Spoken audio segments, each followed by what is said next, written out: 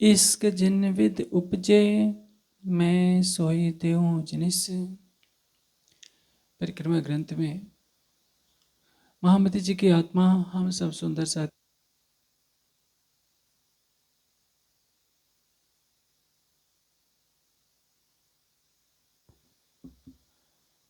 की जागृति के लिए प्रेम का मार्ग दर्शा रही है। सब सुंदर सा जानते हैं कि यदि हमारे अंदर प्रेम आ जाए तो हमें राज्य का दीदार हो जाएगा। इसके बिना ना पाइए ये जो नूर तजल्ला हक।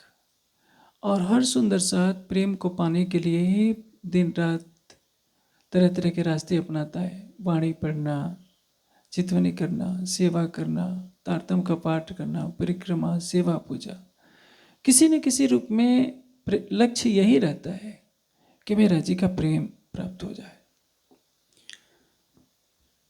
प्रेम की कलश में बहुत अच्छी व्याख्या की गई है, किरंतन में व्याख्या की गई है।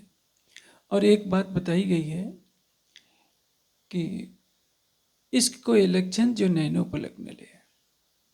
नैनो पलक न ले का तात्पर्य क्या होता है?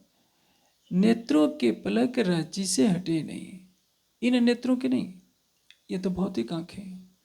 आत्मा के चक्षु जब राज्य को देखने लगे तो पल भर के लिए भी वियोग न हो, एकटक देखने लगे, उसको कहते हैं इश्क। प्रेम मन का विषय नहीं है, शरीर का विषय नहीं है, इंद्रियों का विषय नहीं है। एक कड़वी सच्चाई है। मन में जब चाहत होती है तो उसको भाव कहते हैं।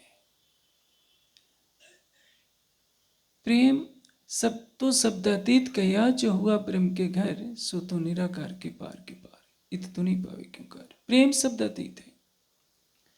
प्रेम को शब्दों की परिधि में नहीं बांधा जा सकता। प्रेम कहाँ है? प्रेम बसे पिया के चित्त। राज्य के हृदय में प्रेम रहता है। पहले तो हमें देखना पड़ेगा प्रेम का स्वरूप वास्तव में है क्या। प्रेम अक्षरातीत के हृदय का बहता हुआ जो रस है वह है प्रेम। परात्म क्या है? राज्य का तन है। इसलिए वहदत के सिद्धांत से जो प्रेम, जितना प्रेम राज्य के दिल में है वही परात्म के भी हृदय में उतना ही प्रेम है, कम या अधिक नहीं। यदि कम या अधिक होता तो इसका रबत होता ही नहीं। इसलिए निस्बत के प्रकरण में क्या कहा है? श्री मोहम्मद कहे मोमिनो ये निस्बत इश्क सागर। जो निस्बत के स्वरूप है वे इश्क के सागर है। हमारी परात्म क्या है?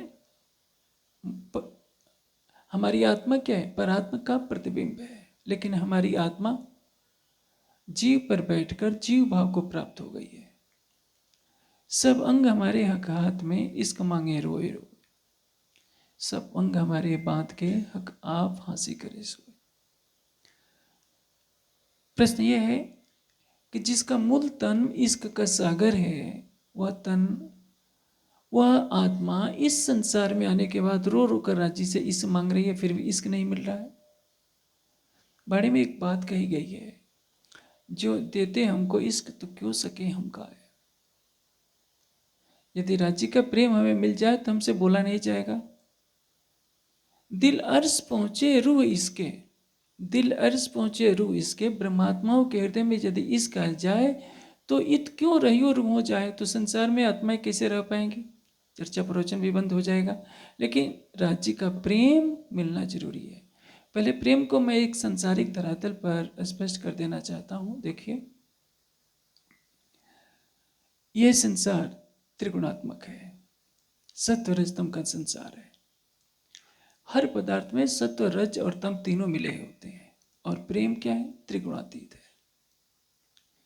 संसार में हम रिश्तों को देखते हैं। पिता पुत्र का संबंध होता है, भाई भाई का, पति पत्नी का, सखा का सखी से, या मित्र मित्र में, गुरु शिष्य में एक लगाव होता है, चाहत होती है।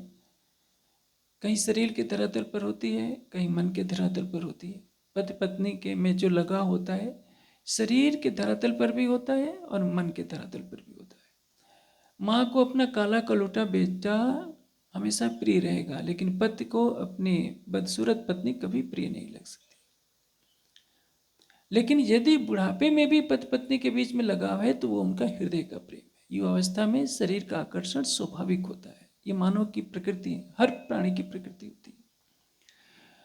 जहाँ आसक्ति होती है वहाँ रज होता है, रजोगुण। रजोगुण में क्या है, सतोगुण और तमोगुण मिश्रित होते हैं। तमोगुण में क्या होता है, मोह होता है। रजोगुण में आसक्ति होती है और सतोगुण में स्नेह होता है, प्रेम नहीं होता है। गुरु शिष्य से स्नेह कर सकता है, भाई भाई में स्नेह होता है, माँ बेटे में स्नेह होता है। स्नेह क्या होता है, जिसमें कोई स्वार्थ ना हो।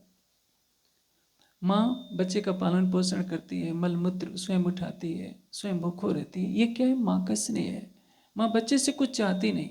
लेकिन तमोगुण कुछ होता है, रजोगुण होता है, क्योंकि बिना तमोगुण और रजोगुण के मिले संसार में कुछ रह नहीं सकता।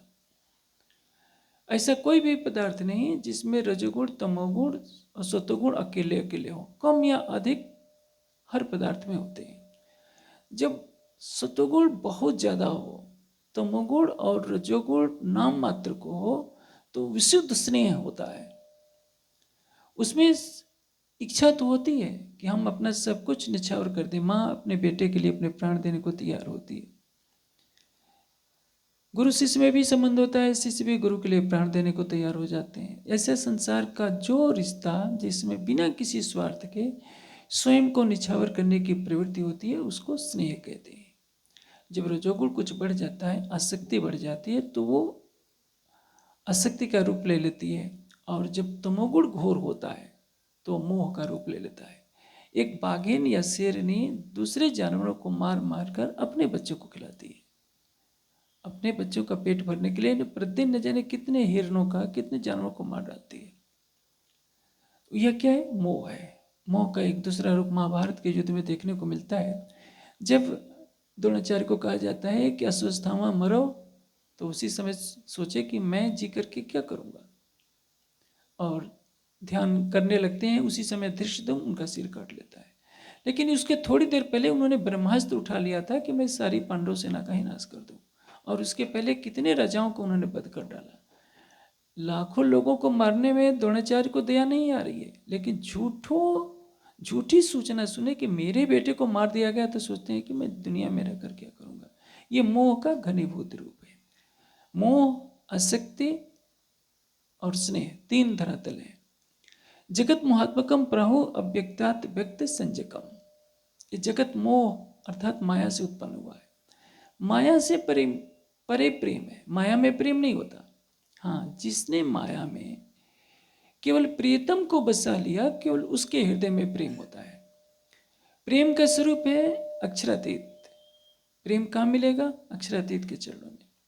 संसार के हर रिश्ते में कुछ न कुछ स्वार्थ अवश्य चिपका होता है। जैसे माता पिता बच्चे की देखभाल करते हैं, जन्म देते हैं, परवरिश करते हैं। एक भावना तो बनी रहती है कि जब हम बूढ़े हो जाए तो बच्चे भी मेरी देखभाल करें। बच्चों को भी लगता है कि माता पिता हैं तो मुझे अपनी संपत्ति में हिस्सा देंगे। कुछ न कुछ रहता है। पत्नी को रहता है कि पति है तो मेरा जीवन है, पति को रहता है कि पत्नी के बिना मेरा क्या जीवन है। स्वयं, लेकिन प्रेम इसका उल्टा है। प्रेम अपना कुछ नहीं सोचता। प्रेम का अर्थ है स्वयं के अस्तित्व को समाप्त कर देना। प्रेम केवल स्वयं को लुटाना जानता है, लुटना कुछ नहीं जानता। स्नेह में लेन देन होता है। आप हमारे साथ अच्छा व्यवहार करेंगे तो हम भी करेंगे, आप हमसे ठीक से बोलेंगे तो हम बोलेंगे। ये क्या है, संसार का व्यवहार। प्रेम कहता है पत्थर भी मारोगे तो हम प्रेम करेंगे। प्रेम अपने बारे में कुछ सोचता ही नहीं। जो अपने बारे में सोचता है वो प्रेम नहीं कर सकता। इसलिए परम धाम की आत्माओं को परम धाम के प्रेम की तरफ ले चलना है। क्योंकि आज देखते हैं सारे संसार में क्या है, संसार में स्वयं के अस्तित्व को मिटाना बहुत कठिन होता है। सीता जैसी सती, जब भगवान राम कहते हैं कि तुम्हें अपनी साक्षी देनी पड़ेगी दोबारा, तो सीता जी धरती में समा गई। क्योंकि उनको स्वीकार नहीं हुआ कि मर्यादा पुरुषोत्तम राम भरी सभा के बीच में मेरे आचरण पर प्रश्न खड़ा करें। कहीं ना कहीं अहं टकराता है। प्रेम होता तो गोपियां क्या करती, गोपियों को कुछ लेना देना नहीं है। श्री कृष्ण मथुरा चले गए हैं, ये परम धाम की सखियां नहीं है, ब्रज की प्रतिबिंबित सखियां हैं ब्रज की। और वो माला का जप नहीं करती हैं, गर्वे भी नहीं गर्वे भी नहीं करती हैं कि हमारे अंदर कृष्ण जी आ जाए। कोई स्तोत्र या मंत्र का पाठ भी नहीं करती है, कुछ नहीं करती है, पूजा पाठ नहीं करती है, कुछ नहीं करती है। अहनिस रात दिन श्री कृष्ण के वियोग में 100 सालों तक विरह में तड़पती हैं। यही विरह में छोड़ी दे सो पहुंचे जहां स्वरूप सने। प्रेम का मार्ग सबसे अलग है। इस प्रकरण में वही बात बताई गई है कि जागने के ब्रह्मांड में जब परम धाम की आत्माएं आई हैं तो उनको परम धाम का प्रेम पाने के लिए क्या करना पड़ेगा। इश्क जिन भी दुपचे मैं सोई देऊं जिनिस, तब इश्क आया जानियो, जब इन रंग लाग्यो रस, तब इश्क आया जानियो। देखिए, राज्य के हृदय में गंजानगंज इश्क, अनंत प्रेम का सागर, और वही प्रवाहित हो रहा है हर परात्म के हृदय में, परात्म के तन में वही हृदय, परम धाम के कड़कड़ में वही एकत्व का प्रेम, वहदत का इश्क। माया के खेल में अनेक की बात। जैसे आप अपने पॉकेट में 1 लाख के हीरे की अंगूठी रखे हैं, आप भूल गए हैं, 10,000 रुपये भी पड़े हैं, लेकिन आप भूल गए हैं। आप मार्केट में बेचैन होकर के घूम रहे हैं कि मेरे पास तो कुछ नहीं है, मैं भूखा हूं। पर आत्मा स्वयं को आत्मा के रूप में जीव पर बैठे हुए देख रही है, जीव भाव को प्राप्त हो गई है। भले ही उसके हृदय में इसका गंजानगंज सागर है तो क्या, उसका रसपान कैसे कर सकती है? उसको तो पता ही नहीं है कि मेरे हृदय में गंजानगंज इसका है, क्योंकि अक्षरातीत की हृदय स्वरूपा है वह। जब तक उसको अपने मूल स्वरूप का पता नहीं होगा कि मैं हूं कौन। आप जितने सुंदर साथ हैं, अपने शरीर को देख रहे हैं, ये शरीर 2 भागों में बटा हुआ, स्त्री और पुरुष के। इसकी भी 3 अवस्थाएं हैं, बाल्यावस्था है, युवावस्था है, वृद्धावस्था है। उसमें भी कई भेद हैं। उम्र ढलती है, शरीर की सुंदरता नष्ट होने लगती है। बुढ़ापे में शरीर यही कुरूप बन जाता है, बोझ बन जाता है, दांत भी नहीं रहते हैं, आंखों से दिखना कम होता है, बालों में सफेदी होती है। जिस चेहरे को दर्पण में देखकर हम खुश होते थे, वही चेहरा बदसूरत लगने लगता है। तो ये मिट्टी का ये तन है, हमारे लिए बाधक बन रहा है, साधक भी है, बाधक बन है। प्रसंग ये नहीं है, मैंने पहले कहा, श्री मोहम्मद के मोमिनो ये निस्बत इस सागर लो प्याले हकूक में पियो फूल भर भर। निस्बत का स्वरूप क्या है? इश्क के सागर है, और इश्क के सागर आज बिलख रहे हैं कि राजी हमको प्रेम दे दो। महामती जी की आत्मा स्वयं कहती है, ना चाहूं मैं बुजुर्गी, ना चाहूं खिताब, मुझे परमात्मा मत बनाओ इस संसार में, इश्क दीजो मुझे आपनो मराया। इस क्यों इश्क महत्वपूर्ण है कि राजी का प्रेम आ जाएगा तो सबसे बड़ी उपलब्धि प्राप्त हो जाएगी। जब चढ़े प्रेम के रस हुए धाम धनी बस। प्रेम आएगा तो सब कुछ आ जाएगा, क्योंकि प्रेम आने पर धनी के चरण कमल आ जाएंगे, और जब धनी के चरण कमल आएंगे तो तुम आए सब आइया। उनके हृदय में जो कुछ है, एकत्व का सुख है, इश्क का सुख है, परम धाम के 8 सागरों का सुख, सब कुछ तो हमारे हृदय में आ जाएगा जब राज्य के चरण कमल आ जाए तो। लेकिन हम तारतम का पाठ करते हैं, सेवा पूजा करते हैं, परिक्रमा करते हैं, सब कुछ करते हैं, चितवनी भी करते हैं, लेकिन राज्य का प्रेम क्यों नहीं आ रहा है? आज का प्रश्न यही है। हमसे कहाँ चूक हो रही है कि प्रेम नहीं आ रहा है? आज की चर्चा का मूल विषय यही है, और राज्य यही कह रहे हैं, तुमको इश्क उपजाओ ने करूं सो अब उपाय, पूर चलाऊं प्रेम को जो यही में छक चुका है। मैं तुम्हारे हृदय में पूर के पूर इश्क चलाना चाहता हूँ। मैं तुम्हारी आत्मा की जागृति के लिए इश्क के पूर तो दूंगा, और उसी के द्वारा तुम्हारी आत्मा को जागृत करूंगा, क्योंकि वही तुम्हारा मूल लक्ष्य है। अब राज्य क्या कह रहे हैं, हमें पहले क्या करना है? देखिए, एक चीज याद रखिए, इंद्रियों के द्वारा, शरीर के द्वारा की गई कोई भी साधना प्रेम नहीं दिला सकती है। मेरी बातें कुछ कड़वी लग रही होगी। आप पूरी रात डंडिया खेलते रहिए, कौन खेल रहा है? शरीर तो खेल रहा है, आपका मन का योगदान है, इसमें आत्मा को कोई प्रश्न नहीं। प्रेम आत्मा से होता है, इसलिए इश्क भी आत्मा के द्वारा ही आएगा, शरीर के द्वारा नहीं। शरीर साधन बनेगा, शरीर को साधन बनाकर शरीर को विस्मृत करना पड़ेगा, क्योंकि समाज वाणी के प्रकाश से लंबे समय तक दूरी बनाए रखा है। इसलिए जब वाणी की बातें कुछ ऐसी कही जाती है जो प्राचीन मान्यताओं के खिलाफ है, तो सुंदर साथ को भी फील होती है। जैसे मैं कह दूं कि तारतम का जब इश्क नहीं दिला सकता, तो सबको, कितनों को बुरा लगेगा कि हम तो पूर्वजों से सुनते आए कि इतना पाठ करो, पर इतनी परिक्रमा करो, इतना मेहर सागर का पाठ करो, ये करो, और आप मना कर रहे हो। मैं मना नहीं कर रहा हूँ। आईएएस बनने के लिए स्नातक होना आवश्यक है। आईएएस की परीक्षा पास करनी जरूरी है, इंटरव्यू देना जरूरी है। लेकिन स्नातक होने के लिए पहली कक्षा भी जरूरी है, मिडिल क्लास भी जरूरी है, हाई स्कूल इंटर भी जरूरी है। लेकिन कोई प्राथमिक कक्षा को ही, नर्सरी को ही मान ले कि नहीं मैंने आईएएस के लिए योग्य बना लिया, तो प्राथमिक कक्षा की पढ़ाई आईएएस तो नहीं बना सकती है। आईएएस बनाने में सहयोगी बन सकती है। आपने मिडिल क्लास की परीक्षा दे ली, हाई स्कूल इंटर क्लास की परीक्षा दे ली, लेकिन अभी आईएएस बनना दूर है। हाँ, बिना मिडिल क्लास पास किए, इंटर पास किए, स्नातक आप नहीं बन सकते। 10वीं 12वीं पास किए बिना बीए नहीं करेंगे, और बिना ग्रेजुएशन के आपको आईएएस में परीक्षा में सम्मिलित होने का अधिकार ही नहीं मिल सकता। बस ये मैं कहना चाह रहा हूँ। हर वस्तु की अपनी योग्यता है, लेकिन उसकी एक सीमा है। प्राथमिक स्तर पर जब कोई तारतम लेता है तो कहा जाता है कि 5 बार तारतम का पाठ कर लो, परिक्रमा कर लो, चरणामृत ले लो, ये भाव पैदा होने के लिए। मंत्र भी जपना है तो क्या है, आज उन विषयों पर ज़्यादा मैं नहीं जाऊंगा, इसकी किसी और दिन कल चर्चा में उस विषय को लूँगा। मैं संक्षेप में कहता हूँ कि शरीर, मन और इंद्रियों के साधन से परमात्मा की केवल भक्ति हो सकती है, प्रेम नहीं हो सकता। ये साधन में सहायक है। भक्ति और प्रेम में क्या अंतर है? रू अल्लाह करी बंदगी या मैं उनकी, मैं तो गुनाह किया इन पर जो मांग लिया हक पे।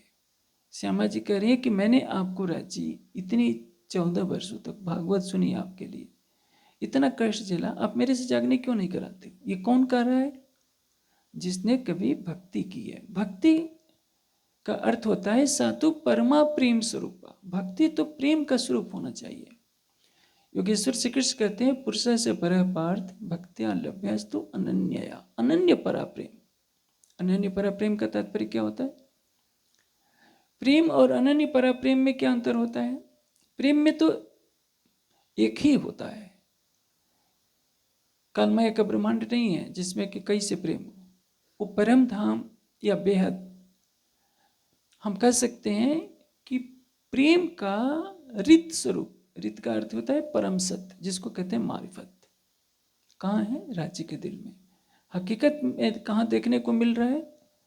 सखियों में, श्यामा जी में। राज्य के हृदय का घनीभूत प्रेम प्रवाहित हो रहा है, जैसे हिमखंड बह कर प्रवाहित होने लगता है। लेकिन उस प्रेम का प्रतिबिंब कहाँ पड़ता है? प्रेम प्रवाहित होता है परात्म में। परात्म का प्रेम जब हमारी आत्मा चितवनी करने लगती है। देखिए, चितवनी कौन करेगा? चितवनी के मार्ग पर पहले जीव चलता है। शरीर की साधना है, मन की साधना है, इंद्रियों की साधना है, जीव की साधना है, और उसके पश्चात क्या है? हमारी आत्मा की साधना। आत्मा को साधना नहीं करना पड़ता। पहली बात तो यह समझिए कि विरह में कौन तड़पता है? जीव तड़पता है। परम धाम का प्रेम आत्मा में जब प्रतिबिंबित होता है तो उसको जो अनन्य एकत्व का, मारिफत का स्वरूप है, उसको क्या कहते हैं? प्रेम, इस संसार की भाषा में। जब वह अंतःकरण में प्रतिबिंबित होता है वह प्रेम, तो उसको कहते हैं विरह। तड़पता कौन है? हृदय तड़पता है, आत्मा नहीं तड़पती। मन तड़पता है, चित्त तड़पता है, बुद्धि विवेचना करती है। देखिए, ज्ञानी का कार्य क्या है? विवेचना करना, चिंतन करना। भावुक व्यक्ति, भक्त क्या करता है? मन का प्रयोग ज्यादा करता है, वो बुद्धि को किनारे कर देता है। विद्वान व्यक्ति बुद्धि को पहले आगे रखता है, भावुकता को बाद में रखता है। इसलिए जो विरह है, विरह कई भागों में बट जाता है। भावुक हृदय का विरह अलग रूपे में होता है, विद्वान का विरह अलग रूपे में होता है। जैसे मछली को पानी से अलग कर दीजिए तो मछली क्या करती है? तड़पने लगती है। तो मछली विरह को दर्शाने का एक दृष्टांत है। रास ग्रंथ में महामती जी ने कहा है, जुगो जीव ने प्रीत नो मुके अंधिर नी प्रीत, अमे तोहे मिल्या अक्षरातीत, अमे तोहे ना आव्या पतित। जुगो जीव ने प्रीत, एक पतिंगा दीपक के बिना रह नहीं सकता, अपना तन छोड़ देता है। महामती जी अपने जीव को कह रही हैं, सिखापन किसके लिए? हम सुंदर साथ के लिए, कि रे जीव तुझे अक्षरातीत मिले हैं अजीब, लेकिन आज भी तुझे तू एक माया के कीट पतंगे की भी बराबरी करने की सामर्थ्य नहीं है। देखिए, मैंने कई बार चर्चा में दृष्टांत दिया, एक लव बर्ड्स होते हैं। मैंने उस पक्षी को देखा है देहरादून में। दोनों पक्षियों को जो जोड़ा होता है, 5 मिनट के लिए अलग कर दीजिए तो तड़प तड़प कर प्राण छोड़ देते हैं। हम तो परम धाम की ब्रह्म सृष्टि है, वो माया के जीव हैं। उनमें विरह इतना है कि 5 मिनट भी एक दूसरे के बिना जिंदा नहीं रह सकते। चकवा और चकवी भी जिंदा नहीं रह सकते। लेकिन हम परम धाम की ब्रह्मणि हैं। हमने हजारों चौपाइयाँ याद की होती हैं, न जाने कितनों बार व्याख्यान दिया होता है, लेकिन राज्य के लिए प्रेम नहीं आता, विरह नहीं आता। प्रेम का विलास होता है, विरह का विलास नहीं होता है। विरह की लहर जितनी प्रचंड होती जाती है, लगता है कि ये शरीर छूट जाए, संसार छूट जाए, लेकिन प्रेमास्पद मेरे सामने हो जाए। चाहत कि जब ज्वाला धधकने लगती है तो उसको क्या कहते हैं? विरह। प्रेम का प्रतिबिंब है विरह, और विरह का प्रतिबिंब, विरह जब अलग अलग रूपों में मन के धरातल पर फूटता है तो उसको भाव कहते हैं। मन में भाव होते हैं, मन में प्रेम पैदा नहीं होता। जो हमारा प्रेमास्पद है उससे मिलने की तड़प जब जगती है तो हमारा विरह आंसुओं के रूप में फूटता है। इसको क्या कहते हैं? बोलचाल की भाषा में कह देंगे कि इश्क आ गया। ये इश्क नहीं है, ये तो भाव है। वही चित्त में, बुद्धि में अलग अलग रूपों में आता है। एक ज्ञानी के अंदर जब बुद्धि में विरह, वही विरह का रस प्रवेश करता है तो वो तड़प उठता है, सारे ग्रंथों के पन्ने पलट जाता है, उसको दिन रात नींद नहीं आती। दोनों की स्थिति अलग अलग है। रामकृष्ण परमहंस को देखिए, उनके अंदर का विरह मन के द्वारा प्रकट होता है। वो विद्वान नहीं है, लेकिन शंकराचार्य, दयानंद सरस्वती हैं, इनके अंदर भी परमात्मा को पाने की चाहत है। ये भी कठोर साधना करने के लिए व्याकुल नहीं करते हैं। हम सुंदर साथ तो देखिए, न गर्मी सह सकते हैं, न सर्दी सह सकते हैं, न बैठने में थोड़ा सा दर्द होता है ये नहीं झेल सकते हैं। और दयानंद तो बर्फ की गुफा में 2.5 वर्ष गंगोत्री के से 18 किलोमीटर दूर धराली गांव में कमर में एक लंगोट है, कोई चद्दर नहीं, कोई साल नहीं, कोई कंबल नहीं, कुछ नहीं है, और 18 घंटों की समाधि लगाई थी। 2.5 वर्ष धराली में उन्होंने साधना की थी। हमारे सुंदर साथ में तो कोई भी नहीं हुआ जो उतने चारों तरफ बर्फ के पहाड़ में नग्न शरीर से रहे। वो भी विद्वान है, वेदों के विद्वान है, व्याकरण के विद्वान है। उनके अंदर का जो विरह फूटा तो बुद्धि के माध्यम से मन और बुद्धि दोनों का युग लेकर चलता है। हम सुंदर साथ जब चितवनी करते हैं तो हमें पहली प्राथमिकता क्या करनी है? इश्क पाने का। देखिए, राज्य ने तरीका बताया है, कीजे याद मिलाप धनी को और सखियों के स्नेह। अतीत के जो मधुर दिन बीते होते हैं विद्यार्थी जीवन के, या जीवन में कभी किसी से हमारी घनिष्ठता रहती है तो हमेशा उसकी याद आती रहती है। तो वैसे ही सोचिए, आप कौन है? पहले तो हीन भावना छोड़िए। जैसे आप अतीत के किसी घनिष्ठ संबंध को याद करके व्याकुल हो उठते हैं, उसी तरह से ये भावना कीजिए कि मैं अक्षरातीत की हिलादनी शक्ति हूँ। अपनी हीन भावना को छोड़िए कि मैं कामी क्रोधी लोभी हूँ, मैं झूठा हूँ, अहंकारी हूँ। ये जीव से तो पाप हुआ है, न जाने लाखों जन्मों से आपका जीव पाप करता है।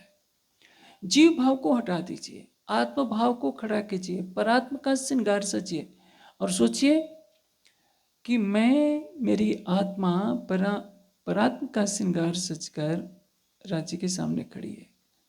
पश्चिम की चौगान में राज्य के साथ दौड़ने का क्या आनंद हो सकता है। हम बचपन में भी तो अपने मित्रों के साथ खेलते हैं, बचपन की याद आती है तो हम संसार को भूल जाते हैं।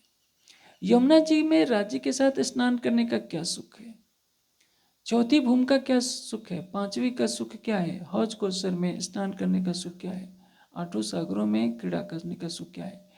उन एक राज्य से अपने को एकात्म बनाइए कि मैं परात्म स्वरूपा हूं और राज्य के साथ हमारा क्या संबंध रहा है। दूसरा, सखियों के स्नेह। हम सुंदर साथ में माया का तन है, सबके जीव के स्वभाव अलग अलग हैं, तो परिणाम क्या होता है, आपस में घनिष्ठता होनी कठिन हो जाती है। लेकिन राजी ने एक बहुत अच्छी बात कही है, हक जात वहदत जो सो छोड़े न एको दम, प्यार करे माहो माहे वास्ते प्यार खसम। प्यार करे माहो माहे का तात्पर्य ये नहीं कि हम सुंदर साथ से राज्य को भुलाकर उन्हीं से घनिष्ठता ज्यादा कर लें और राज्य को किनारे कर दें। हक जात वहदत जो सो छोड़े ना एको दम, प्यार करे माओ माए वास्ते प्यार खसम। परम धाम में तो प्रेम है ही, वास्ते प्यार खसम। राज्य का प्रेम पाने के लिए हमें सब सुंदर साथ को आत्मिक दृश्य देखना होगा। यहाँ के दृश्य देखेंगे तो लगेगा कि इन्होंने मुझको कटु वचन बोले थे, इन्होंने मेरा ये नुकसान किया, इनको देखना नहीं है, इनसे बात नहीं करनी। यहाँ के संबंधों को भुला दीजिए, आप केवल परात्म में मूल मिलावे के तनों को याद कीजिए कि सब मैं, ऐसे तो 12,000 की संख्या कही जाती है, सखियों की संख्या तो अनंत है। आप परात्म के तनों से सब सुंदर साथ के साथ किस प्रेम में डूबे रहते थे, इसको याद करना है। एक तो अधिकार, मैं कौन हूं, परात्म स्वरूपा हूं। हमारे और धनी के बीच में क्या दूरी है, कोई नहीं। तुम रोए मेरे तन हो, तुमसे इसको जो मेरे दिल, यह भावना होनी है। पहले यह सोचना है कि हम कौन हैं। आप दासी नहीं है, आप प्रेम के भीख मांगने वाले नहीं है, क्योंकि आपका भी परात्म का स्वरूप क्या है, इश्क का सागर। श्री मोहम्मद के मोमनो ए निस्बत इश्क सागर। निस्बत के तन कौन है, रूह। निस्बत के स्वरूप क्या है, परात्म। आपकी जो परात्म है, राज्य के दिल में जो प्रेम का दरिया बह रहा है, उतना ही प्रेम आपके अंदर भी है। राज्य रंच मात्र भी कम नहीं कर सकते। जब आपको अपने परात्म स्वरूप का बोध होगा और परात्म के स्वरूप से आप राज्य से कैसे प्रेम करते थे, इस बात का एहसास होगा, तो आपको अपनी गरिमा का एहसास होगा कि हम उसको प्राप्त कर सकते हैं। किसी बच्चे को बार बार कहा कीजिए तू निरा मूर्ख है, तू कुछ काम का नहीं करेगा, तो बेचारा सोचते ही सोचेगा कि मैं तो मूर्ख ही हूँ, मैं कुछ नहीं कर सकता। आप उसको धैर्य बधाइए कि तू बहुत बुद्धिमान है, तू बहुत बड़ा अधिकारी बन सकता है, बहुत बड़ा विद्वान बन सकता है, तो सोचेगा कि मैं क्यों नहीं बन सकता। चाणक्य ने चंद्रगुप्त के अंदर यह संस्कार भर दिया कि चंद्रगुप्त, तुझे भारत का सम्राट बनना ही है। और चंद्रगुप्त उठते बैठते यही सोचा करता था कि मैं एक दिन भारत का सम्राट बनूंगा, भले उसके पास कुछ नहीं था तो क्या। वैसे ही खिलौत में बार बार महामती जी ने यही उद्बोधन हमारे लिए दिया है, क्यों रहे दीदार बिन प्राण। इस चरण को याद कर लीजिए, क्यों रहे दीदार बिन प्राण। यदि हम यह दृढ़ संकल्प करें कि जो मासूक से जनाइया देखा सुनिया न कई बार, ये चौपाई तो मैं बार बार कहा करता हूं। ताए निर्फल गई जो रात, इस संसार में आना ही हमारा व्यर्थ है यदि हमने राज्य को पाया नहीं, दीदार नहीं किया। जब एक नकारात्मक भावना बना दी जाती है कि राज्य को पाया नहीं जा सकता, राज्य को देखा नहीं जा सकता, तो हम उसी ढर्रे पर चल पड़ते हैं और सारे समाज को कर्मकांड की आदि में बदने के लिए विवश कर दिया जाता है कि माला जपो, परिक्रमा करो, पूजा पाठ करो, ये पाठ कर लो, वो पाठ कर लो। ये तो दुनिया की रीति है, दुनिया करती है, मंत्र जपती है। आपने कहीं किसी भी ग्रंथ में सुना है कि श्री कृष्ण के मथुरा जाने के बाद ब्रज की गोपियों ने माला का जप किया था। मेरी बातें तो समाज को अच्छी नहीं लगती, लेकिन बताइए, किसी के गले में माला थी, किसी ने दुनिया का कर्म कांड किया, आरती भोग परिक्रमा कुछ नहीं किया। उनका हर पल कृष्ण के लिए समर्पित था। उद्धव भी सारे ज्ञान की बातें बखान करके उनका कुछ नहीं कर पाए। तब प्रश्न यह है कि तारतम का पाठ करना तो चलिए मन और बुद्धि के धरातल पर होता है, वाणी से होता है। चितवनी तो काफी सुंदर साथ आजकल करने लगे हैं, सबके अंदर इसका क्यों नहीं आ जाता? इसका कारण है कहीं ना कहीं चितवनी में चूक हो रही है। देखिए, मैं आपको समाधि तक पहुंचने का सरल से सरल रास्ता बता देता हूं। मुझे लगता है इससे सरल रास्ता संसार में नहीं होगा। आपको निद्रा कैसे आती है, यह बात समझिए। निद्रा आने के लिए दो शर्तें हैं। एक तो आपका शरीर हिलना डुलना बंद कर दें। जिस पलंग में खटमल हो, आजकल खटमल शायद नहीं होते हैं, मुझे लगता है बचपन में मैंने खटमल का सामना किया है, और अब तो संन्यास जीवन में पलंग पर सोने को ऐसे मिलता ही नहीं कि पता चले खटमल होते हैं क्या है। खटमल काट रहे हो या आपके बिस्तर के नीचे कुछ कंकर हो तो नींद नहीं आ सकती, आप करवट लेते रहते हैं। इसलिए जब चितवनी में बैठिए तो क्या है, जिस तरह से बैठे हैं बैठ जाइए, न गर्दन हिले न पीठ हिले। आपका ऐसा है तो उंगली ऐसे भी नहीं होनी चाहिए। आप सोचेंगे कि ये भी तो कर्मकांड है, कर्मकांड नहीं है। पिंड और ब्रह्मांड से परे होने के लिए एक सबसे सरल रास्ता, जैसे आप किसी बहुत सुहृद से, सुहृद का तात्पर्य जिसे आपका बहुत घनिष्ठ संबंध है, कोई सखी हो बहनों की, कोई भाइयों का मित्र हो, भाई हो, कोई भी रिश्ता हो, 20 वर्षों का वियोग होता है, अचानक दोनों सामने आ जाते हैं तो क्या होगा? दोनों की दृष्टि अपलक देखने लगेगी, शरीर खड़ा का खड़ा रह जाएगा, कुछ क्रिया नहीं होगी। उसी तरह से जब आपका शरीर स्थिर हो जाए तो जितना स्थिर होता जाएगा, निद्रा कब आती है? जब आपका शरीर निढाल होकर के पड़ जाता है, हिलना डुलना बंद कर देगा। हिलने डुलेगा तो मन भी हिलता डुलता रहेगा, दोनों का चोली दामन का साथ है। आपने अभी तक में सुना होगा, श्री देवचंद जी को चितवनी लग जाती है, सुरता ब्रज में पहुंच जाती है, और घुगनी का प्रसाद वो मुंह में डालने खाने के लिए जैसे ही नीचे हाथ रखते हैं, हाथ टकराता है, सुरता टूट जाती है, दर्शन बंद हो जाता है। तो आप शुरू से ही हिलना डुलना प्रारंभ किए हुए हैं तो ध्यान कहाँ से लगेगा, चितवनी कहाँ से लगेगी, इश्क कहाँ से आएगा? आपको देखना है इसके कैसे रूप, इसको शरीर से परे होना होगा, संसार से परे होना होगा। शरीर में क्या है? इंद्रियां हैं, अंतःकरण है। अंतःकरण और इंद्रियां क्या है? सूक्ष्म जगत है, कारण ये माया है। स्थूल सूक्ष्म कारण से परे होंगे तब तो आपको त्रिगुणातीत प्रेम का कुछ रस आएगा। आप हिल रहे हैं डुल रहे हैं तो शरीर में ही रम रहे हैं। शरीर में जब तक ध्यान है तब तक आप संसार से परे नहीं हुए।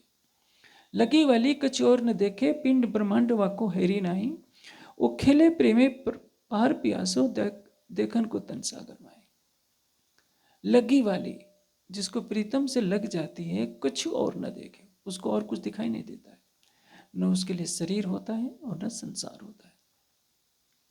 पहले आपको क्या करना है, शरीर को बिल्कुल स्थिर बना लीजिए। जिस तरह से बैठ गए हैं, आप 2 घंटे नहीं बैठ सकते, 1 ही घंटे बैठते हो तो 1 घंटे बढ़िया से बैठिए, कहीं खुजाइए मत, इधर उधर ऐसे न कीजिए, कुछ न कीजिए, केवल स्थिर होकर बैठ गए तो अभ्यास कीजिए। उस अभ्यास को बढ़ाते जाइए, 1 घंटे से 1-1 मिनट प्रतिदिन बढ़ाएंगे तो 2 महीने में 1 घंटा बढ़ जाएगा, और हर महीने में आधा घंटा बढ़ता जाएगा तो 6 महीनों के अंदर कई घंटे बिना हिले डुले बैठने का अभ्यास कर सकते हैं। 1 ही दिन बैठेंगे तो क्या होगा, शरीर जवाब दे जाएगा। दूसरी चीज है मन। आप सोते समय तनाव से गुजर रहे हैं, सोच रहे हैं तो क्या होगा, नींद नहीं आएगी। नींद लाने के लिए कोई नशे की गोली करता है, कोई कुछ करता है कि नींद आ जाए। नींद कब आएगी, जब सारे चिंतन से परे हो जाएंगे। इसी तरह से चितवनी में क्या है, सारे विचारों को किनारे रखना होता है। आप कहेंगे कि रहस्यमय भी जप न करें। जब आपका मन भागता है तो आप प्रेममय भाव में हृदय से पुकारिए। देखिए, वाणी के 4 भेद होते हैं, परा, पश्चंती, मध्यमा और वैखरी। हृदय में जो शब्द है, वाणी का रूप है, उसको पश्चंती कहते हैं। कंठ में जो वाणी आती है वो मध्यमा है। मुख से जो बात आती है वो वैखरी है।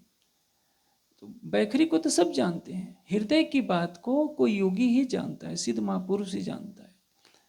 लेकिन हृदय से में जो बात होती है उस भी पहले मूलाधार में प्रकट होती है, जिसको परावाणी कहते हैं।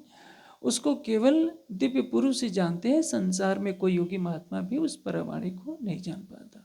मन में आने से पहले जो बात होती है उसको परावाणी कहते हैं।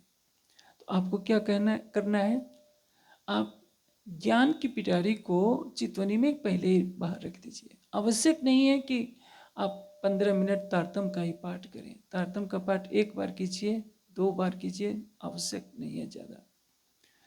आप किसी शब्द से निबतिए जो आपको अच्छा लग रहा है। मेरे धाम देने, प्राण वल्लभ, प्राण प्रीतम, जो राज समझ, जो कुछ कहना है हृदय से पुकारिए।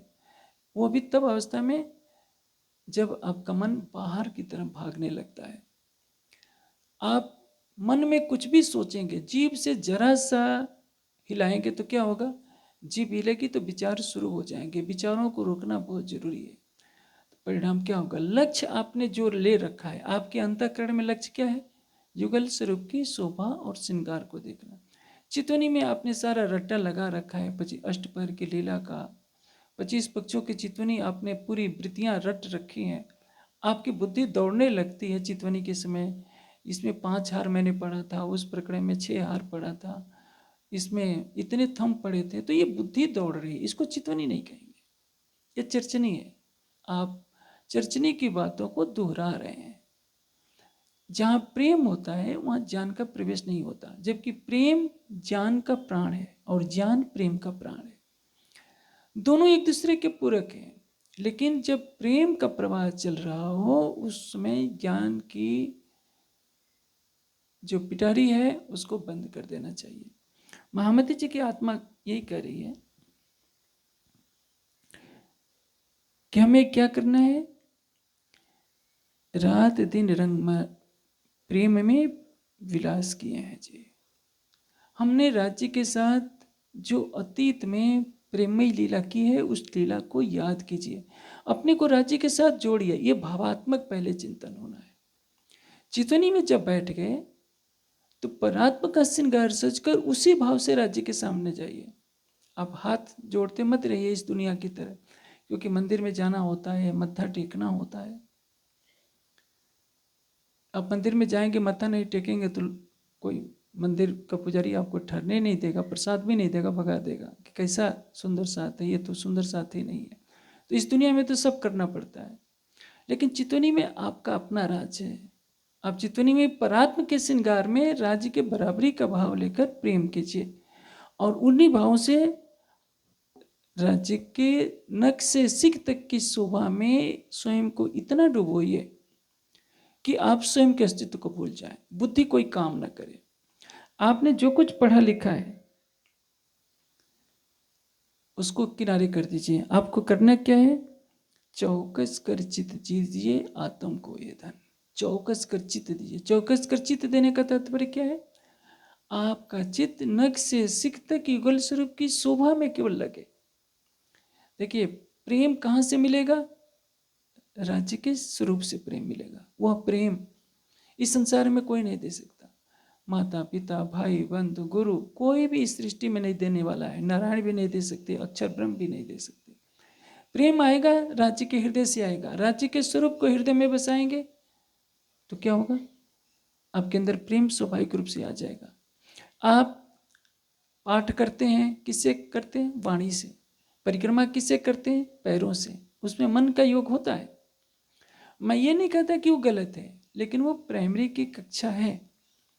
शरीर से, इंद्रियों से, अंतःकरण से जो भी भक्ति होती है वो राज्य तक ले नहीं जा सकती, राज्य तक ले जाने में सहायक बनती है। मैं ये नहीं कहता कि बिल्कुल बेकार है, किंतु उसी को अंतिम लक्ष्य समझ रहना कि मैं इतने करोड़ माला का जप कर लूँगा, तारतम का पाठ कर लूँगा तो राज्य का इसका आ जाएगा, संभव नहीं है। परिक्रमा कर लूँगा तो राज्य का इसका आ जाएगा, संभव नहीं है। हाँ, प्रेम हृदय में पवित्र भाव लेकर आप परिक्रमा करेंगे तो आपके भाव और ऊंचे होंगे, इच्छा होगी कि हाँ अब हम चितवनी भी करें।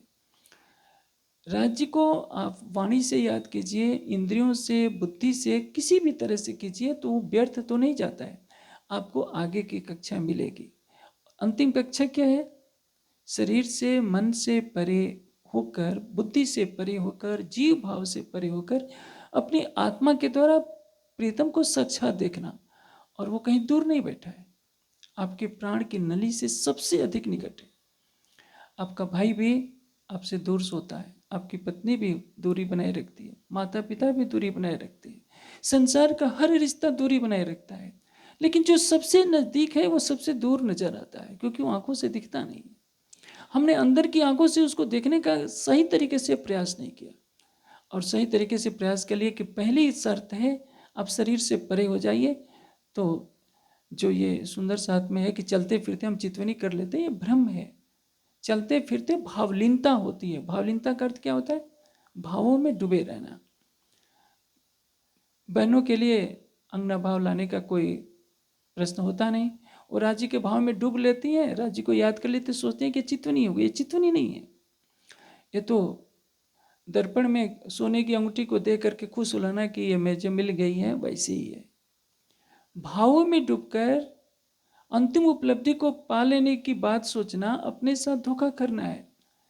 भाव हमें प्रेम की तरफ ले जाते हैं। भाव, जैसे कि मैंने कहा, अंतःकरण में जो प्रेम का प्रतिबिंब पड़ा है आत्मा का, वह विरह कहलाएगा।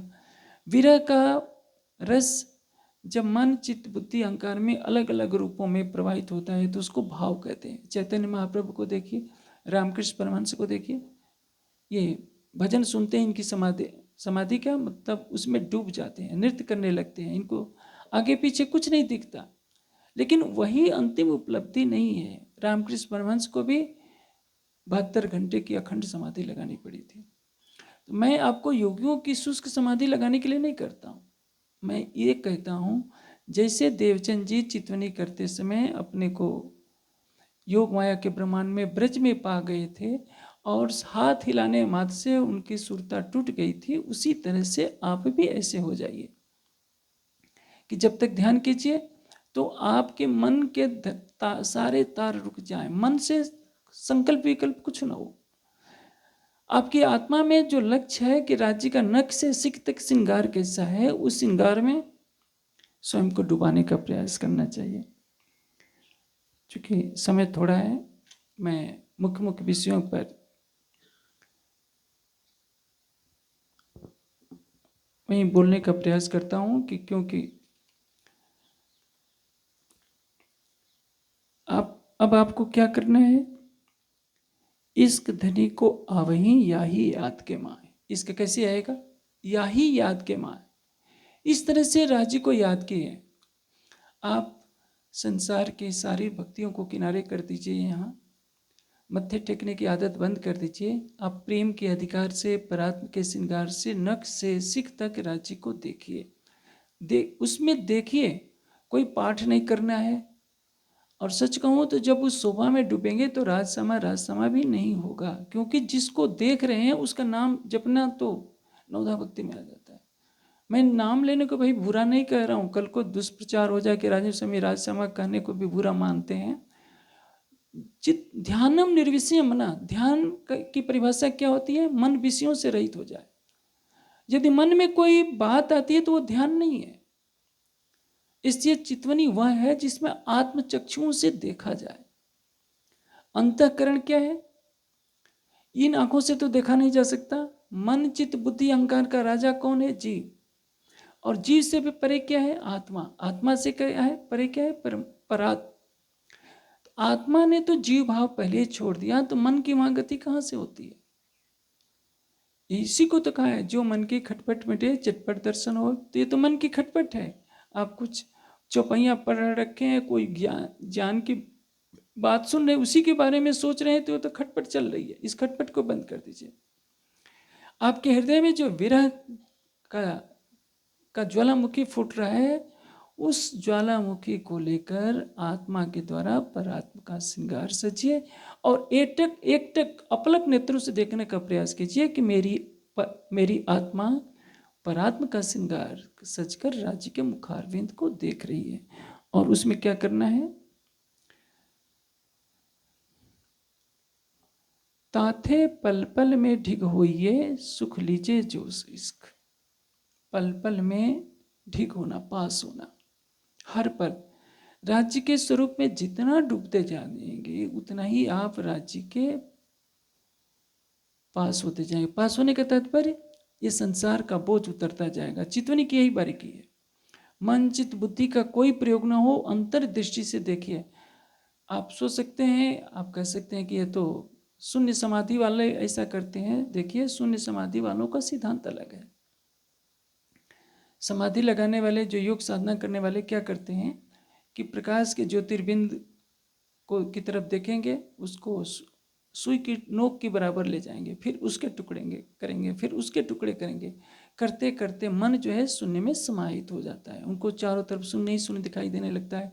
कई कई दिन, कई कई रात बैठे रहते हैं। तो मैं आपको ऐसा करने के लिए तो नहीं कह रहा हूँ, मैं ये कह रहा हूँ कि राज्य के जिस अंग में आपकी भावना है, मुखारविंद में भावना हो, मुखारविंद को देखिए। मन भाग रहा है, चरण कमलों की तरफ मन को एकाग्र कर दीजिए। आपके अंदर प्रेम का रस आ रहा है, राज्य के नेत्रों की तरफ देखिए। फिर नेत्रों नेत्र मिलाइए, जो उपजे आनंद घन। सागर ग्रंथ में बार बार दर्शाया गया है कि किस तरह से राज्य के जिस अंग में आपका हृदय बस जाता है, आप उसमें लगाइए। श्रृंगार में एक बात कही जाती है, एक अंग छोड़ और लगे सह नहीं आशिक को काम। एक अंग देखने लगी सो तिथि भई गलतान। जिस अंग में मन आत्मा की सुरता लग जाए, आत्मा की दृष्टि जिस अंग में हो उसमें डूबिए, स्वयं को डुबोइए। क्योंकि आप राज्य से कुछ मांग नहीं रहे हैं। मांगना कौन मांगता है? जो प्रया होता है। सुंदर साहब तो संसार की भक्ति उन्होंने सीख रखी है, मंदिर में जाना है। मैं उन बातों की चर्चा इस समय इस प्रसंग में करना उचित नहीं समझूंगा, लेकिन हमारा समाज चितवनी की गहराइयों से दूर होकर जिससे दुनिया वाले जो भक्ति करते हैं वही तो कर रहा है। मंदिर में जाना है, प्रसाद चढ़ाना है, मन्नत मांगनी है। आप किससे मांग रहे हो? क्या मांग रहे हो? कभी आपने सोचा है? अक्षरातीत की प्राणेश्वरी अक्षरातीत के सामने हाथ जोड़कर भीख मांगे तो कितना बड़ा अपमान कर रही है प्रेम का। आपको तो मांगने की आवश्यकता ही नहीं है। वो कहता है कि तुम मेरी प्राणेश्वरी हो, तुम्हारे बिना मेरा अस्तित्व नहीं है। और आप कहते हैं कि कोई हुक्म मांगता है, कोई इलम मांगता है, कोई साहिबी मांगता है, कोई प्रसिद्धि मांगता है कि राज्य सब सुंदर चांद पर मेरा वर्चस्व चले। ये बहुत तुच्छ चीजें हैं। आप राज्य से कुछ न मांगिए, आप तो राज्य को देने चले। क्या देने चले? अपना हृदय देने चले। आपने अपना हृदय दे दिया तो मांगने का अधिकार क्या रहा? अष्टावक्र को जनक ने अपना दिल दे दिया, मन दे दिया, कुछ नहीं मांगा। परिणाम क्या हुआ? 72 घंटे में उनको ब्रह्मज्ञान प्राप्त हो गया। आप 72 घंटे के लिए नहीं, केवल 1 मिनट के लिए राज्य को अपना दिल दे दीजिए। मांगना मंगाना बंद कर दीजिए, कुछ नहीं मांगना है।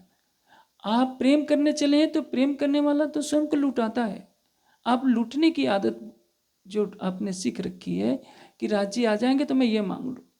आप अपने प्राणेश्वर से जो आपके हृदय में बैठा है, आपसे अनंत गुना प्रेम करता है। और प्रेम करने वाला अपने प्रेमास्पद पर अपना सब कुछ लुटा देता है। अपने बारे में कभी नहीं सोचता कि मेरा क्या होगा। प्रेम का स्वरूप वही होता है जिसमें सब कुछ लुटाया जाता है। संसार के रिश्तों में लेन देन होता है। यदि पुत्र पिता का कहना ना माने तो पिता बाहर निकाल देगा। शिष्य गुरु का कहना ना माने तो गुरु बाहर निकाल देगा। शिष्य के अनुकूल गुरु ना हो तो कहेगा कि ये इस गुरु को कुछ आता नहीं, मैं कोई और कर लेता हूँ। ये संसार रिश्तों का है। रिश्ते बनते और बिगड़ते रहते हैं। प्रेम अखंड है।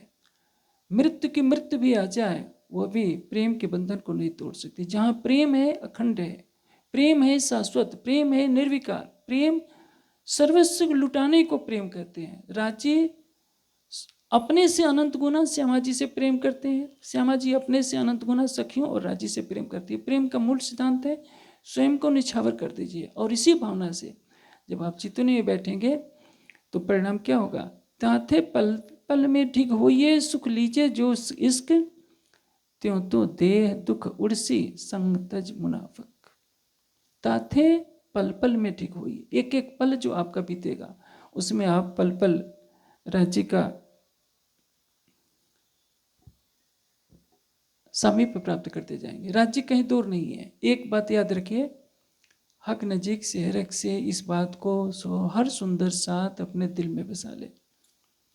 चूंकि हमें लगता है कि राज्य अमुक स्थान पर जाने से मिल जाएंगे, वहाँ से हम पैदल यात्रा करेंगे तो मिल जाएंगे।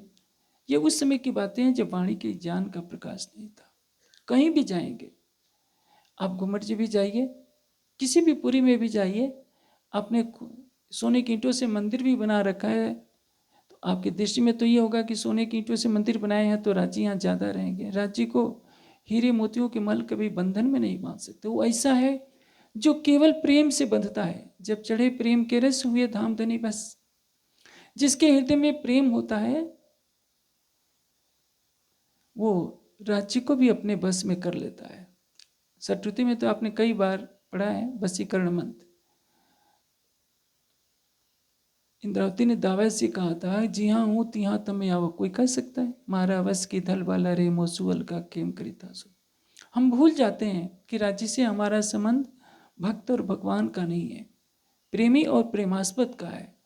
हम राज्य को चाहते हैं तो राज्य हमसे ज्यादा, अपने से ज्यादा हमको करोड़ों गुना अनंत गुना चाहते हैं। ये विश्वास जिस दिन मच जाएगा, हम उन्हीं के तन हैं, हम उनके अर्धांगिनी क्या प्राणेश्वरी हैं। और जब इस अधिकार से सब सुंदर सा चितवनी करेगा, शरीर से परे हो जाएगा, संसार से परे हो जाएगा। जैसे निद्रा आने के लिए जो दो मुख्य वाक्य हैं, दो मुख्य सिद्धांत है, शरीर का हिलना डुलना बंद हो जाए और मन में विचारों का प्रवाह बंद हो जाए तो नींद आती है। उसी तरह से चितवनी में जब शरीर से हम परे हो जाएंगे, देखिए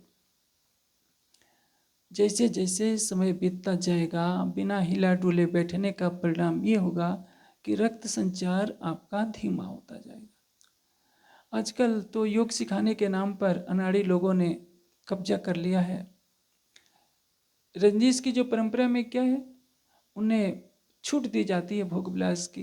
पुनः कहा जाता है कि खूब नाचो। जो नाचते नाचते थक गया तो थोड़ी देर में बेचारा सो ही जाएगा।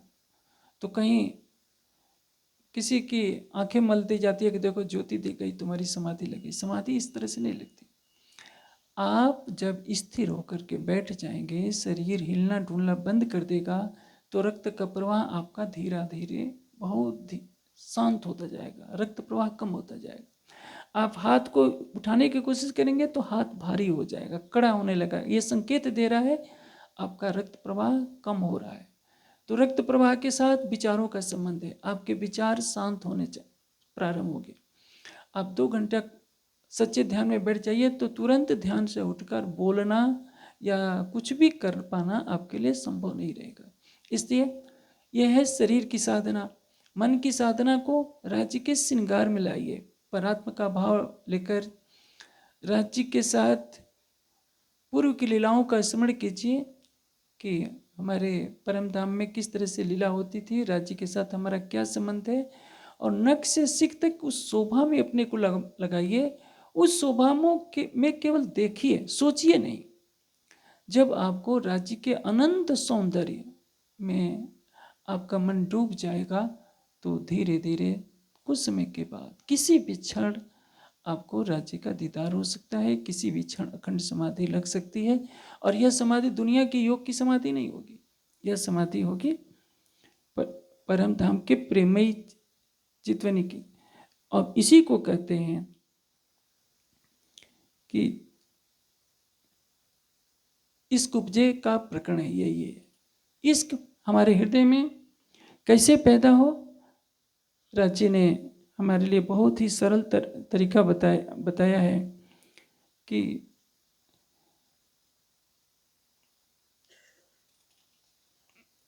जिस तरह जैसे ही हम हमारी सुरता निमक निमक में निरखिए, पट न दीजिए पल्ल्याय। निमक निमक में निरखिए, हर क्षण दीदार कीजिए। आपके सामने राज्य के चरण कमल दिख रहे हैं, चरण कमलों में अपने को डुबो दीजिए। आंखें दिख रही हैं, नेत्रों में देखते रहिए। आप डरिए नहीं, आपको मरने को नहीं मिलेगा। कुछ सुंदर साध को बता दिया गया कि राजी सामने आएंगे तो शरीर छूट जाएगा। पहले तो जब राजी आएंगे तो मौत आएगी नहीं, मौत आएगी भी रही तो वापस लौट जाएगी, इतना तो विश्वास रखिए। जिसके नाम स्मरण से जन्म मरण से जीव भवसागर से पार होता है, उसके दर्शन में कैसे शरीर छूट सकता है। मौत तड़प कर रह गई, लेकिन एक गरीब दासी का कुछ नहीं बिगाड़ पाई, मलकुल मौत झलू पिया। तो आप सोचिए, चितवनी में साक्षात राज्य आएंगे तो मृत्यु क्यों होगी। इसलिए ऐसे विचारों से अपने को पृथक रखें। राज्य का दीदार आपका जन्मसिद्ध अधिकार है, जीवन का सबसे बड़ा पुरुषार्थ है। दो साधनाएं बस करनी है, शरीर की साधना और मन की साधना। शरीर को स्थिर करने का प्रयास कीजिए, मन को सारे द्वंद्वों से परे होकर राज्य के असीम सौंदर्य में लगाइए। संसार का सौंदर्य आपको आकर्षित कर सकता है, यह तो हड्डी मांस का सौंदर्य है। राज्य के एक नख में इतना नूर है कि करोड़ों सूर्यों का प्रकाश फीका पड़ जाए, और वो राज्य कहीं दूर नहीं रहते हैं, सबसे निकट। सारा परम धाम आपके हृदय में बसता है। ये हृदय की साधना की आवश्यकता है। जैसे आप निद्रा की साधना करते हैं, शरीर को निढाल बनाकर मन को सभी द्वंद्वों से परे करके गहरी निद्रा में सो जाते हैं, उसी तरह से मन को सारे विचारों से अलग करके राज्य के सौंदर्य में अपने को डुबोइए। तो परिणाम क्या होगा, आपके हृदय में राज्य का प्रेम आने लगेगा। प्रेम से नख से सिख तक शोभा खड़ी हो जाएगी और आपको राज्य का दीदार हो जाएगा। राज्य आपके हृदय मंदिर में अखंड रूप से तो बसते ही हैं, हकीकत में भी आपको आभास होगा कि राज्य पल पल हमारे साथ है। और ये है इस उपजे का प्रकरण। यदि आप ये प्रक्रिया नहीं अपनाते हैं तो पूरी पूरी रात डंडिया खेलिए, माला का जप करते रहिए, परिक्रमा करते रहिए, आरती पूजा करते रहिए, समय बीतता जाएगा, आपकी बाल्यावस्था बुढ़ापे में बदल जाएगी। आपके अंदर न प्रेम आ पाएगा, न राज्य का दीदार आ पाएगा। मैं आशा करता हूँ कि सुंदर साथ इस प्रकरण को गहराई से समझेंगे। अभी पिपलोद में जो चर्चा हो रही है उसमें भी इसी की चर्चा मैं करूँगा, ताकि एक छोटी सी पुस्तिका बन जाए और सुंदर साथ उसको सरल तरीके से समझ जाएं कि हमें राज्य का प्रेम पाने के लिए क्या करना है। जो सबसे निकट है उसके दीदार में देर क्यों हो रही है। जो सबसे अधिक प्रेम करता है हम उसी को पराया कैसे समझ लेते हैं। पति को अपना समझते हैं, पत्नी को समझते हैं, भाई बंधु को अपना समझते हैं, राज्य से ही परायेपन क्यों है। इसलिए क्योंकि हम प्रेम के मार्ग पर नहीं, हम उल्टे मार्ग पर चल रहे हैं। क्योंकि यही उल्टा मार्ग हमें विरासत में मिला है, यही हमको सिखाया गया था। जो वाणी कहती है उस पर चलिए, जो मैं कहता हूँ उस पर न चलिए। इसलिए मैंने वाणी की चौपाइयों से कहा कि प्रेम कैसे होता है, राज्य का प्रेम कैसे प्राप्त होता है और राज्य का दीदार कैसे